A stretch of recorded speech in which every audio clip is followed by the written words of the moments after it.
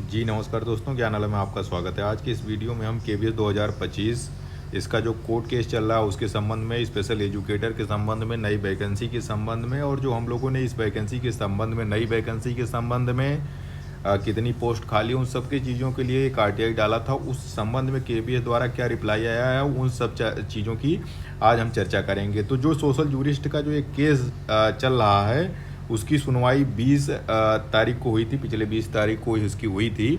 उसमें जो कोर्ट ने आदेश दिया है वो कोर्ट का आदेश आ चुका है। तो पहले हम लोग ये जो स्पेशल एजुकेटर के संबंध में जो माननीय दिल्ली हाई कोर्ट में जो केस चल रहा है उसके संबंध में पढ़ लेते हैं। जो नई जो ऑर्डर हुआ है उस ऑर्डर में क्या चीज़ें आई हैं, वैकेंसी से रिलेटेड उसमें क्या चीज़ें हैं, वो सारी चीज़ें हम लोग पहले समझ लेते हैं। तो ये स्पेशल एजुकेटर के संबंध में सोशल जूरिस्ट का केस आप लोग सभी लोग पहली बात परिचित हैं। इसका जो ऑर्डर था 20 तारीख वाला, 20/8 का ऑर्डर जो है वो आ चुका है। पहले हम लोग ये पढ़ लेते हैं कि उस तारीख को क्या हुआ था। ये पूरा जो हियरिंग हुआ था वो हाइब्रिड मोड में हुआ था, मतलब जो वकील थे वो कोर्ट में प्रेजेंट हुए थे और बाकी जो केवीएस के ऑफिशियल थे वो ऑनलाइन मोड में जुड़े हुए थे।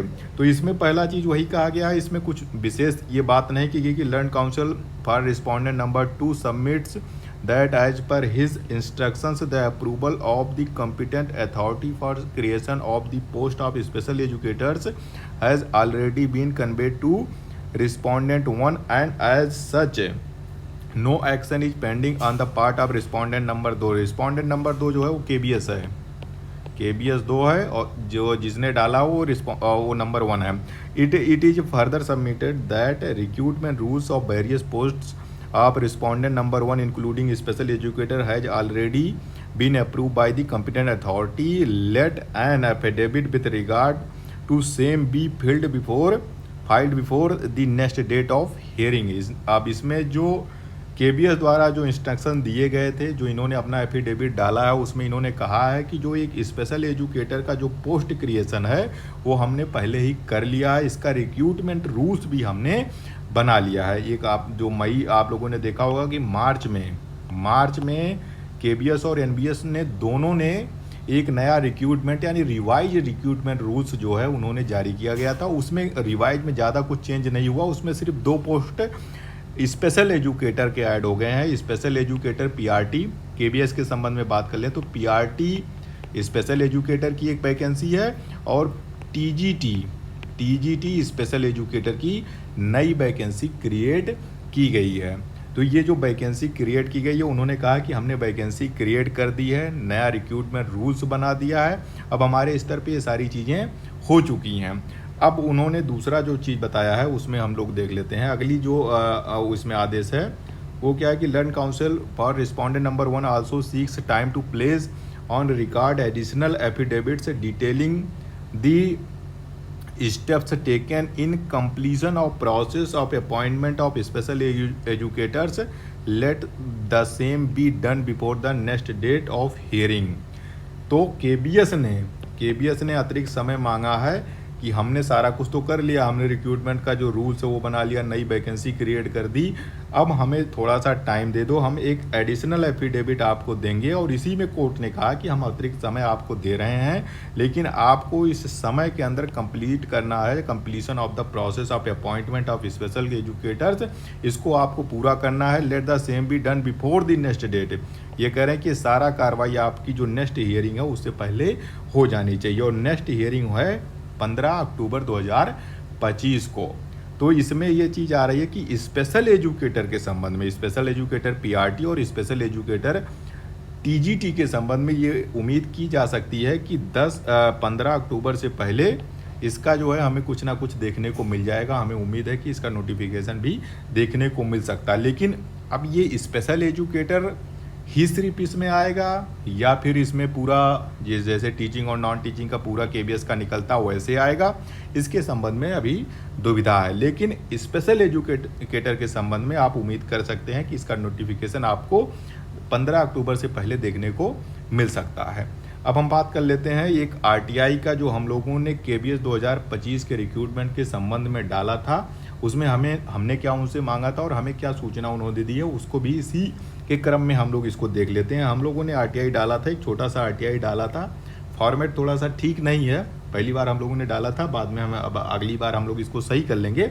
लेकिन हम लोगों ने सीधे कहा था कि हमें निम्न इन्फॉर्मेशन चाहिए। क्या चाहिए? केबीएस की नेक्स्ट वैकेंसी पर अभी तक क्या काम हुआ है, ये हमने पूछ लिया कि भाई क्या काम आप हुआ वो बता दो केबीएस की नेक्स्ट वैकेंसी के संबंध में, जिस पे स्पेशल एजुकेटर और जो टीचिंग और नॉन टीचिंग की जो मेन वैकेंसी आती है उसकी भी।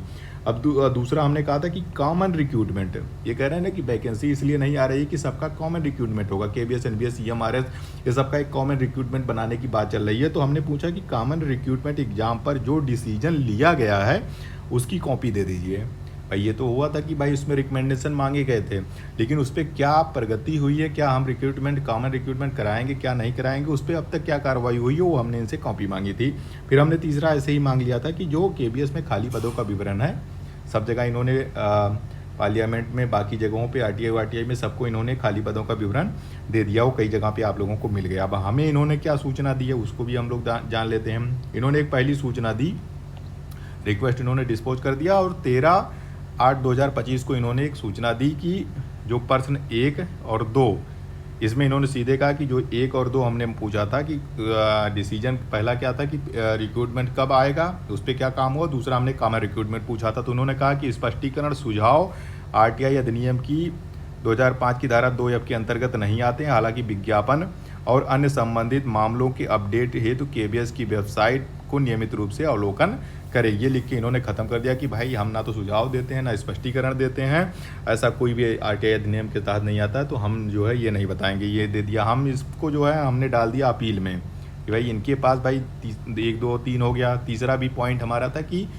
विवरण क्या है, पदों को, खाली पदों का विवरण, वो भी नहीं दिए।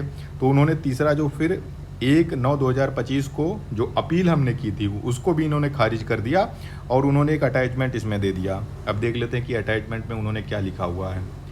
अटैचमेंट ये देख लिए, केबीएस ने मतलब आरटीआई डाला, इन्फॉर्मेशन नहीं दिए, अपील की गई, उसके बाद भी ये सूचना मिली है। इसमें भी वही सेम चीज़ लिखा है कि हम जो है ऐसे कोई इन्फॉर्मेशन हमारे पास नहीं है, हम ऐसा कोई भी आरटीआई एक्ट के अंतर्गत नहीं आता, हम ऐसा कोई एप्लीकेशन जो है ऐसा कुछ इन्फॉर्मेशन हम नहीं दे सकते हैं। कुछ भी चाहिए तो आप केबीएस की वेबसाइट पे जाइए, और फिर ये भी ख़त्म कर दिया गया है।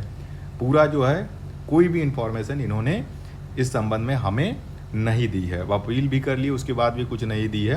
अब हमें लगता है कि हमको इसको और अलग तरीके से इनसे जो है इन्फॉर्मेशन मांगनी होगी और अलग तरीका अपनाना होगा। आरटीआई एक्ट को अगर आप लोग डालते हैं आरटीआई, तो आप लोग ज़रूर सजेस्ट करिएगा कि कैसे एप्लीकेशन लिखते हैं, कैसे इन्फॉर्मेशन निकालते हैं। तो फिलहाल ये चीज़ है कि केबीएस स्पेशल एजुकेटर के संबंध में आपको जल्दी कुछ ना कुछ इस पर निर्णय होता हुआ दिखाई दे सकता है।